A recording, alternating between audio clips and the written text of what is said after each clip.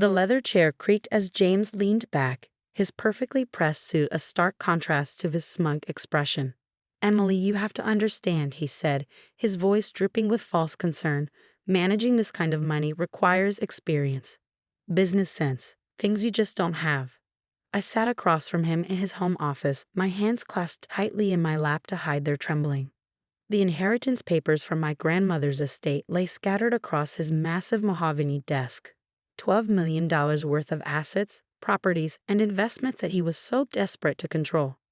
My name is Emily Chen, and at 42, I was watching my husband of 15 years try to manipulate his way into controlling my inheritance.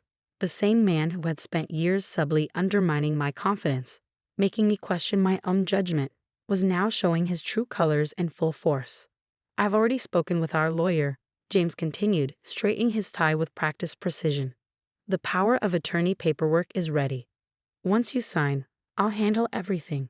You won't have to worry your pretty little head about it." The condescension in his voice made my stomach turn, but I kept my expression neutral. James had always been controlling, but he'd masked it well over the years. Small comments about my spending habits, suggestions that I shouldn't work because he made enough for both of us. Gentle criticisms about my decision-making that eroded my confidence bit by bit. But what James didn't know, what I'd made sure he didn't know, was that I wasn't the same Maeve woman he'd married 15 years ago. The past 6 months since my grandmother's passing had opened my eyes to things I'd been blind to for far too long. It started with a letter my grandmother had left me, along with the inheritance. "My dearest Emily," she'd written, "with this gift comes great responsibility, but also great opportunity. Trust yourself. You are stronger and smarter than they've led you to believe." Those words have struck something deep within me. My grandmother had always seen through James's facade, though she'd never directly criticized him. Instead, she'd spent years quietly preparing me for this moment, teaching me about investments, business, and most importantly, self-reliance. The day after I received the inheritance notice, I made an appointment with Sarah Chen, no relation, a financial advisor my grandmother had recommended. James didn't know about these meetings. I'd scheduled them during what he thought were my yoga classes. "Your grandmother was a shrewd businesswoman," Sarah had told me during our first meeting. "She built this fortune from nothing, and she chose you to carry on her legacy. Not your husband, not your cousins. You." Over the next few months, while James was busy plotting how to take control of my inheritance, I was quietly putting things in motion. Weekly meetings with Sarah, consultations with my own lawyer, not the family lawyer James had chosen, and careful documentation of every manipulative comment and action from my husband. I'd learned that James had been making inquiries about the inheritance before my grandmother's will was even read, speaking to financial advisors and lawyers about how to protect the assets. What he really meant was how to control them. Now, sitting in his office, watching him lay out his plans as if they were already set in stone, I felt a strange sense of calm. The fear and self-doubt he cultivated in me for years had been replaced by something stronger, certainty. "Are you listening, Emily?" James's sharp tone cut through my thoughts. "This is important. We need to get these papers signed before the estate is fully settled." I met his gaze, keeping my voice steady. "I hear you, James. You want power of attorney over my inheritance." He smiled, that practiced, patronizing smile I'd seen countless times before. "Exactly. You know, I only want what's best for us, for our future." What James didn't know was that I'd already secured my future without him. The meetings with Sarah hadn't just been about financial planning. We created a comprehensive strategy to protect my inheritance and my independence. 2 weeks ago, I quietly moved most of my personal savings to a new account at a different bank. The inheritance itself was already protected by an ironclad trust my grandmother had set up, one that explicitly prevented anyone else from gaining control without my consent. But the real surprise was something else entirely, something that would wipe that smug smile off James's face when he finally discovered it. "You seem distracted," James said, frowning slightly. "Is everything okay?" I nodded, standing up from my chair. "Everything's fine. I just need some time to think about all this. It's a big decision." He stood as well, coming around the desk to place his hands on my shoulders. His touch, once comforting, now made my skin crawl. "Don't overthink it, honey. You know I'll take care of everything."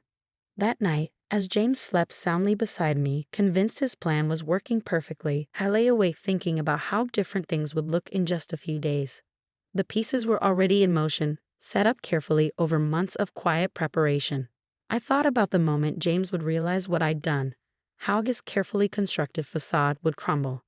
The thought both terrified and exhilarated me. The next morning, James was already in his office when I came downstairs. I could hear him on the phone, his voice carrying through the closed door. "Yes, everything's proceeding as planned," he was saying. "She'll sign the papers this week. No, she has no idea about any of it. Trust me, I know how to handle my wife." I felt a familiar twist in my stomach at his words, but this time it was accompanied by something else. Determination. I pulled out my phone and pressed record, adding yet another piece of evidence to my growing collection. Later that day, I met with Sarah in a small cafe across town. James thought I was at my book club. Another convenient excuse I cultivated over the months. "Everything's ready," Sarah said, sliding a folder across the table. "Are you sure you want to do this?" I opened the folder, reviewing the documents inside. Everything was there: bank statements, transfer records, and most importantly, proof of James's attempts to manipulate his way into controlling my inheritance.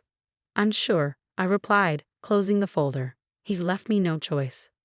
Sarah nodded, her expression serious. "The meeting with the estate lawyers is scheduled for tomorrow. James thinks it's just a routine signing, doesn't he?"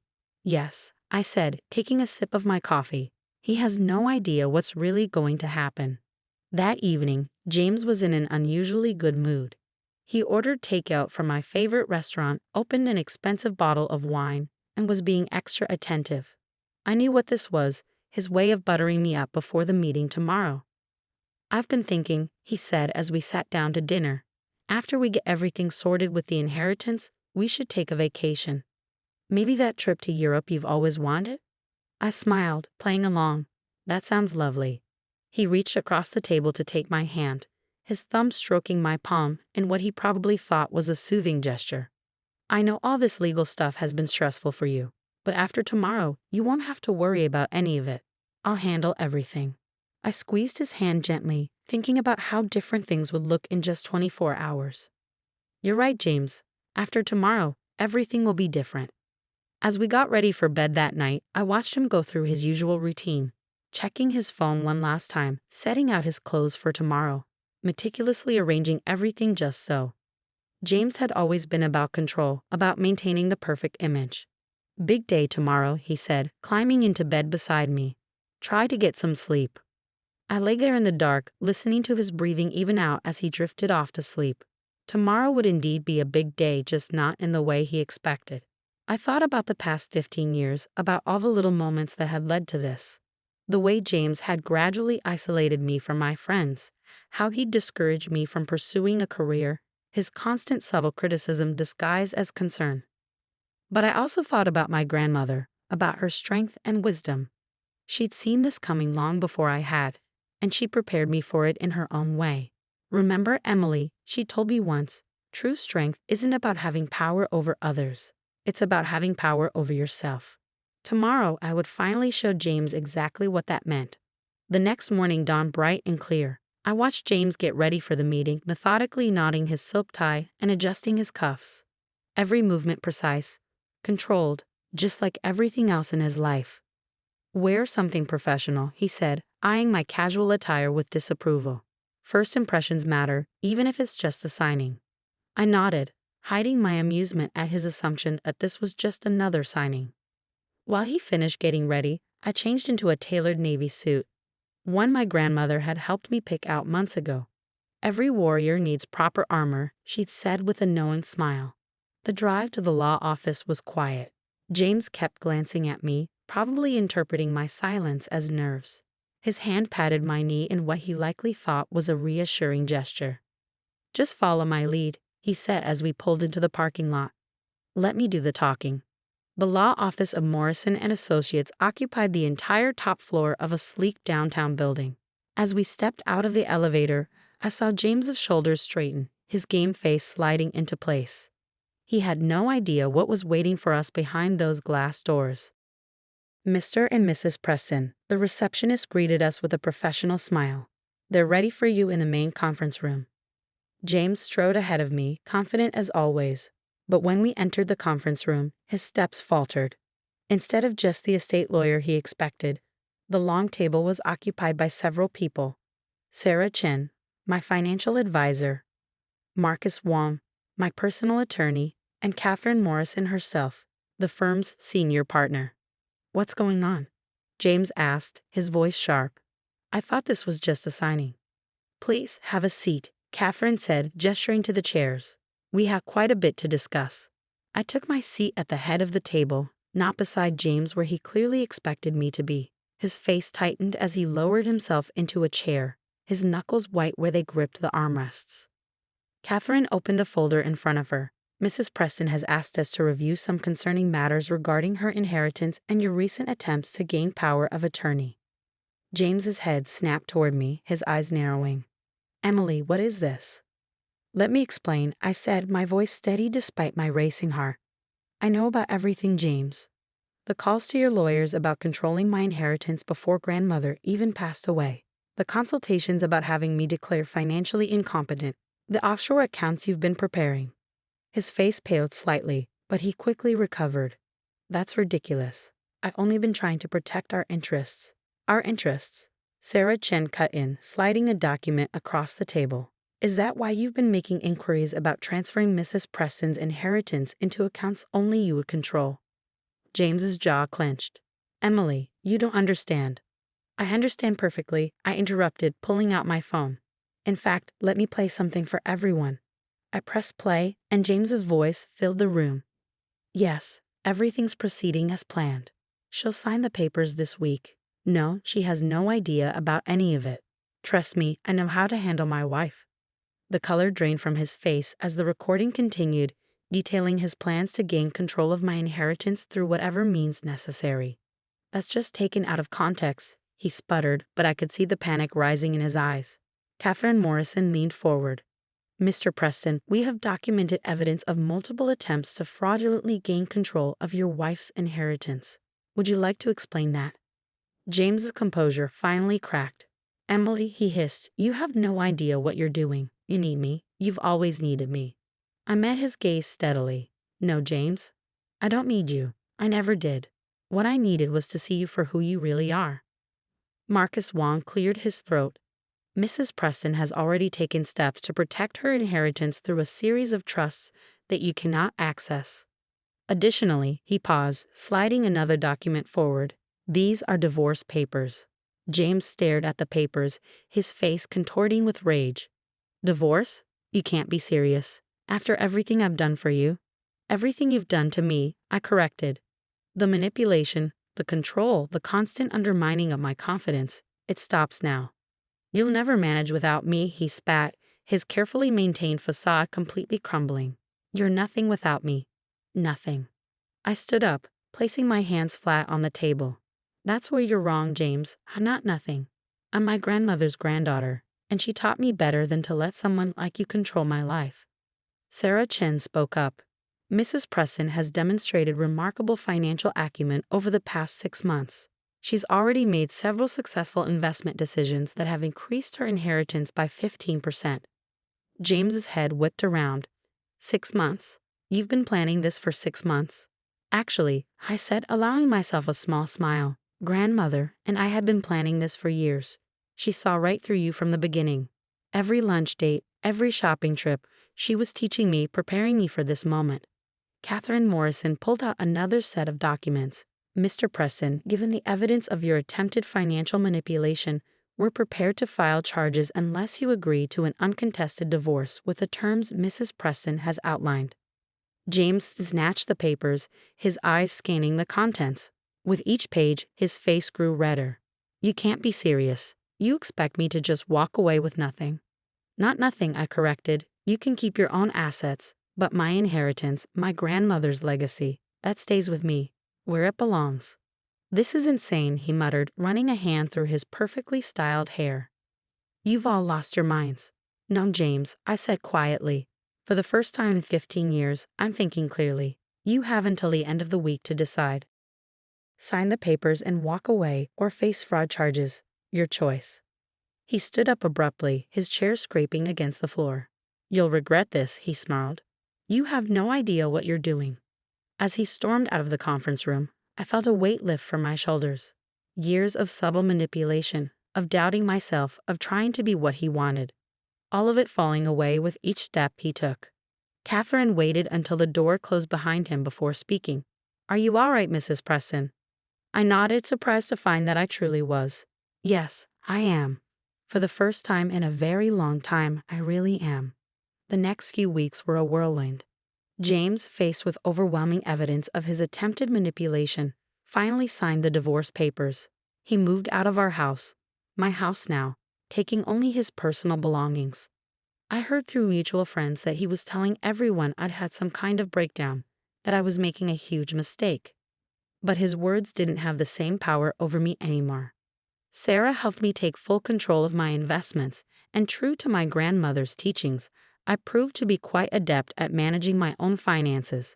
The inheritance wasn't just money, it was freedom, independence, and a chance to finally be myself. One evening, about a month after the confrontation, I was sorting through some old boxes when I found a photo album. Inside was a picture of my wedding day, James and me smiling at the camera, looking perfect and polished. But what caught my eye was my grandmother in the background, watching us with a knowing look. She'd seen it all coming, had prepared me for this moment long before I even realized I needed preparing.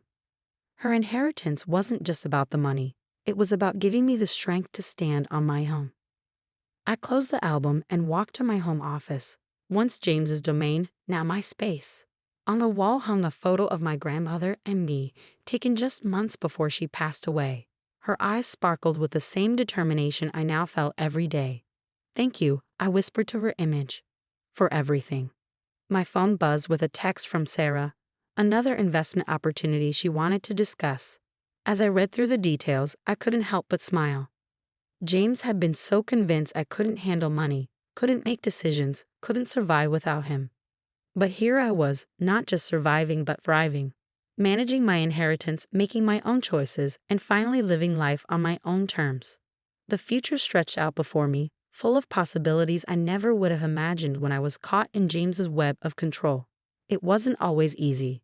Independence never is, but it was mine.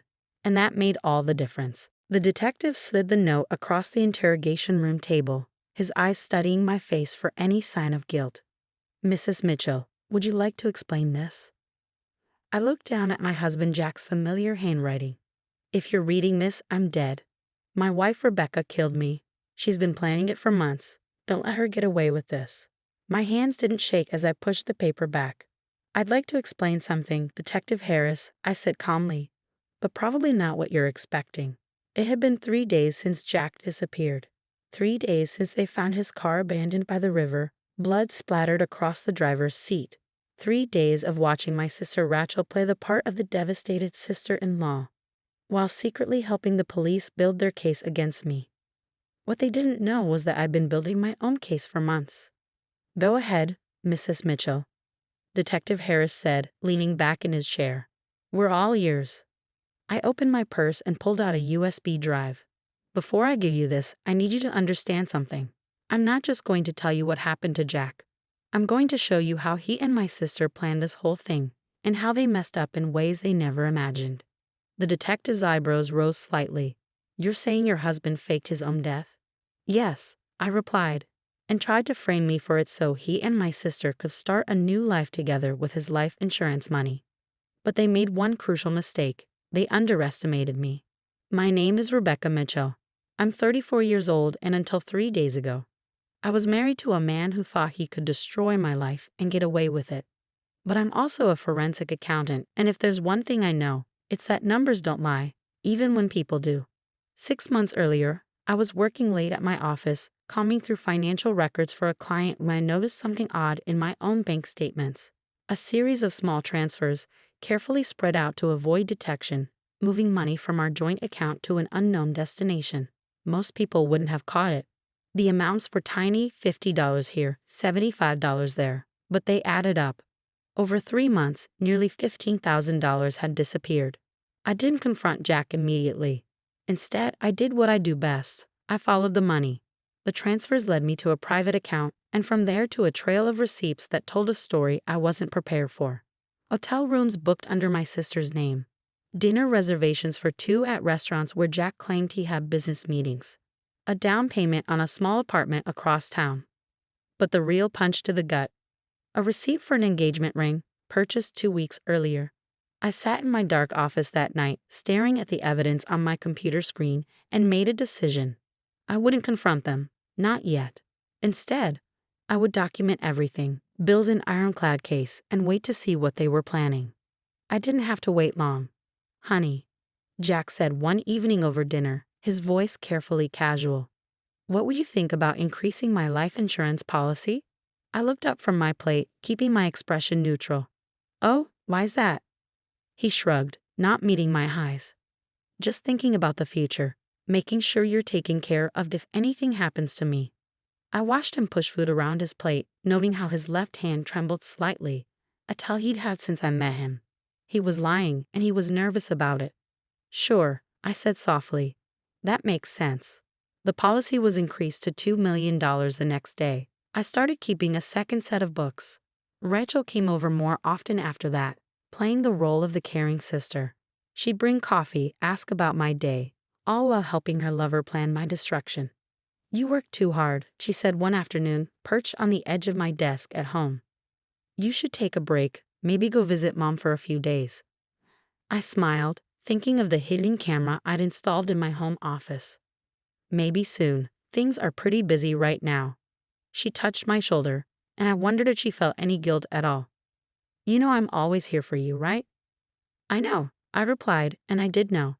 I knew exactly what she was there for. The pieces of their plan became clearer each day. The life insurance policy, the secret apartment, the carefully orchestrated paper trail making me look unstable, jealous, potentially violent. They thought they were being clever, but they left traces everywhere. Burner phones with texts not quite deleted. Receipts for chemical supplies that could make Jack's blood appear to be in larger quantities than it was. Research on their shared laptop about dissolving bodies in lye. I documented everything, backing up files, photographing evidence, building my case methodically while they built their trap. The day before Jack disappeared, he kissed me goodbye like any other morning. "Love you," he said. And I wondered if he felt anything at all as he said those words. "Love you too," I replied, knowing it would be the last time I said it. 24 hours later, his car was found by the river, and my sister was at my door with tears in her eyes. "Becca," she sobbed, pulling me into a hug. "They found Jack's car. There's so much blood." I held her, feeling her tears soak into my shoulder, and thought about the camera in my necklace recording every moment of her performance. Now, sitting across from Detective Harris, I plugged the USB drive into his computer. "Everything you need is here," I said quietly. Bank records, photos, videos, communications between them planning this whole thing. And most importantly, proof that Jack is very much alive. The detective's eyes widened as he scrolled through the files. "Mrs. Mitchell, this is extensive." "I'm thorough," I said simply. "It's why I'm good at my job. It's also why they're going to regret ever thinking they could outsmart me." Harris looked up from the screen, his expression shifting from skepticism to something like respect. "Where do you think they are now?" I allowed myself a small smile. "Oh, I know exactly where they are. And in about 20 minutes, so will you." Detective Harris stared at his computer screen, scrolling through the mountain of evidence I collected. "According to these records, your husband purchased one-way tickets to Mexico 2 days ago. Cabo San Lucas," I confirmed. "He and Rachel are staying at the Villa del Arco Resort. Room 412, booked under the name James Cooper, his favorite alias. They used my money to pay for it." The detective's brow furrowed. "Your money? Remember those small transfers I mentioned? They weren't as clever as they thought.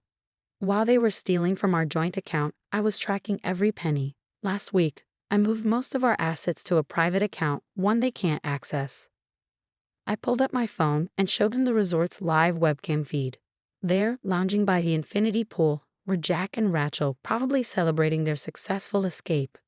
"They think they've won," I continued. "That I'm here being interrogated for murder while they start their new life. They have no idea I've been 10 steps ahead of them this whole time." Harris picked up his phone, already dialing. I'll contact the Mexican authorities immediately. Before you do that, I said, holding up a hand, there's something else you should see. I reached into my bag and pulled out a thick manila envelope. Inside were documents that would ensure Jack and Rachel's downfall wasn't just complete, it was spectacular. These are records of every illegal transaction Jack has made through his company over the past 5 years. Tax evasion, money laundering, fraud. I've been collecting evidence since I first suspected something was wrong in our marriage. The detective's eyes widened as he flipped through the pages. Mrs. Mitchell, this could put him away for decades. I know, I said quietly. And Rachel too. She's been helping him cook the books since she became his company's accountant 2 years ago. That's how their affair started. I thought back to the day I hired the private investigator who photographed them together outside that hotel. I'd known then, watching them laugh and kiss like teenagers, that my marriage was over. But I'd needed more than just proof of their affair. I needed to understand the full scope of their betrayal. There's something I don't understand, Harris said, looking up from the documents. Why didn't you confront them when you first discovered the affair? Why go through all this? I leaned back in my chair, choosing my words carefully. Detective, have you ever been betrayed by the 2 people you trusted most in the world? He shook his head. I grew up with Rachel. She was more than my sister, she was my best friend. And Jack, I loved him completely. When I realized they were sleeping together, it broke something in me.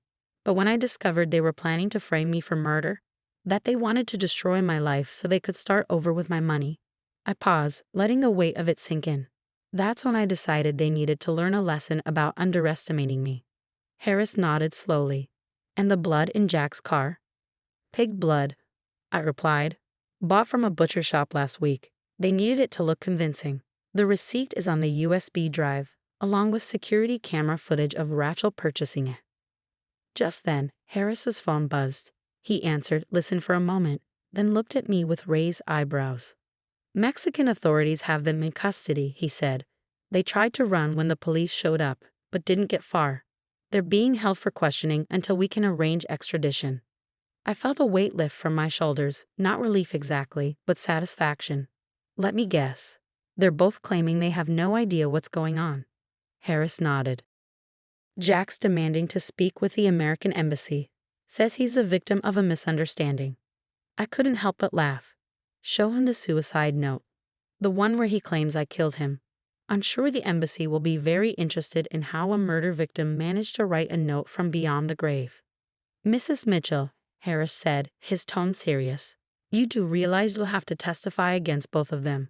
This won't be easy. Nothing about this has been easy, detective, I replied. But I've spent 6 months preparing for this moment. I'm ready. As if on cue, my phone lit up with a text from Rachel. Becca, please. This isn't what you think. We can explain everything. I showed the message to Harris, who shook his head in disbelief. They still think they can talk their way out of this. They've always underestimated me, I said, deleting the message without responding. It's why we're here, and they're in a Mexican jail. The next few hours were a blur of statements and paperwork. I walked the detective through every piece of evidence, every document, every recording. By the time we finished, the sun was setting over the city. We'll need you to come back tomorrow, Harris said as I gathered my things. There's more paperwork to fill out, and we'll need formal statements about everything. I nodded, suddenly exhausted. The adrenaline that had carried me through the past 3 days was wearing off, leaving me drained. One more thing, Harris added as I reached the door. How did you stay so calm through all of this? Most people would have fallen apart. I turned back to face him. Detective, when someone tries to destroy you, you have 2 choices. You can break down, or you can become unbreakable. I chose the latter. As I walked out of the police station that evening, my phone buzzed again. This time it was Jack, his number showing up as unknown.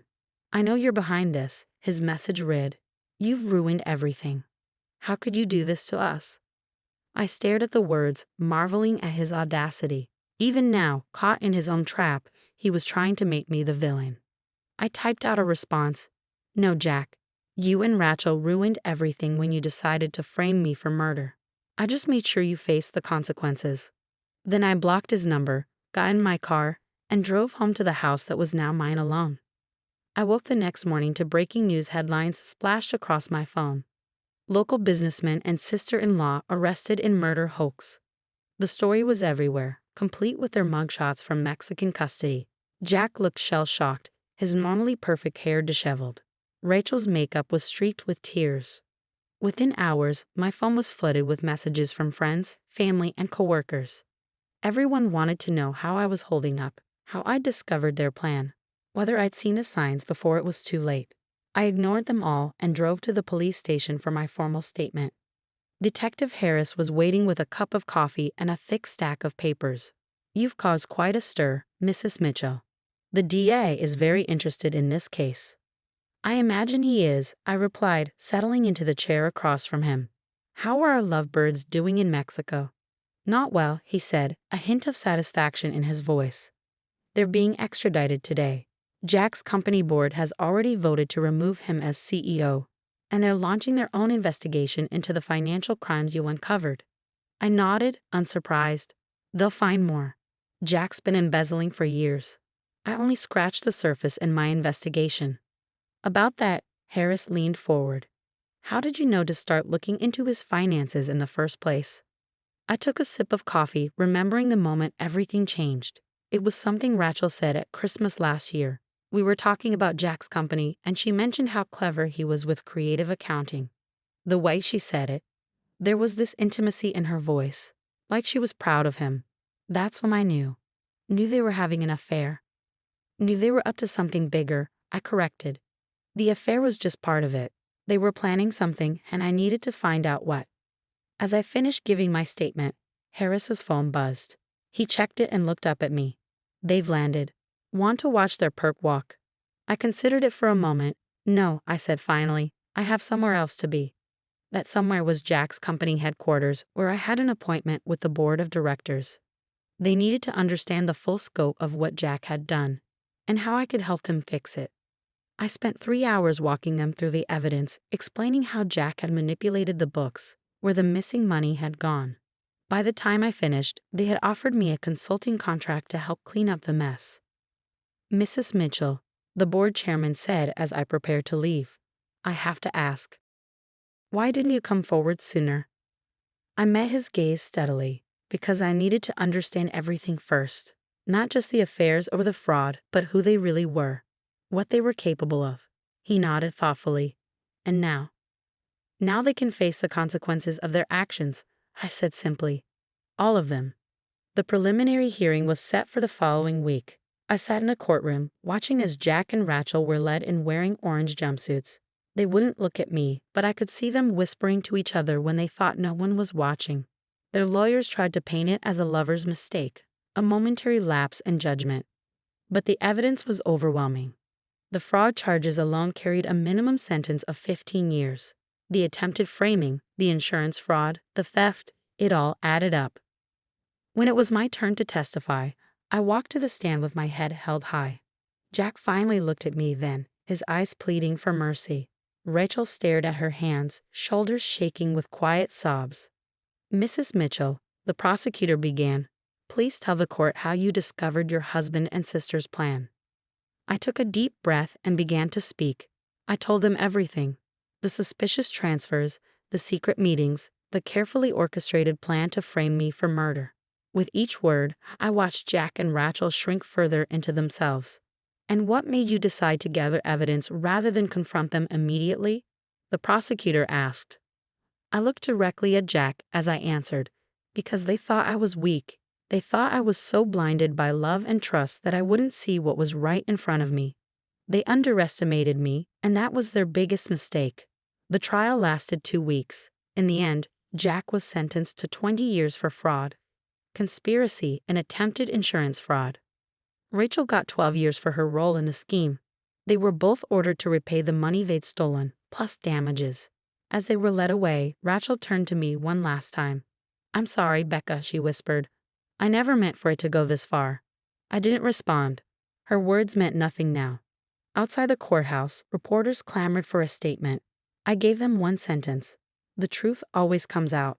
That evening, I sat alone in my home office, looking at old photos of happier times, My wedding day, family vacations, holidays where we all smiled and pretended everything was perfect. I took each photo out of its frame and dropped them into a box marked Donate. My phone buzzed with a text from Detective Harris. You okay?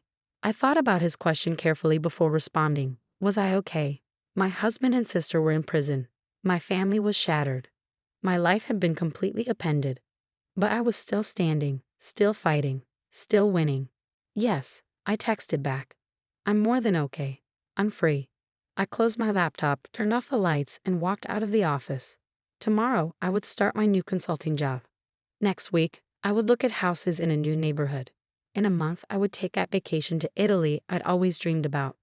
But tonight, I would sleep peacefully, knowing that I had turned their betrayal into my triumph. They had tried to write my ending, but I had written my own beginning instead.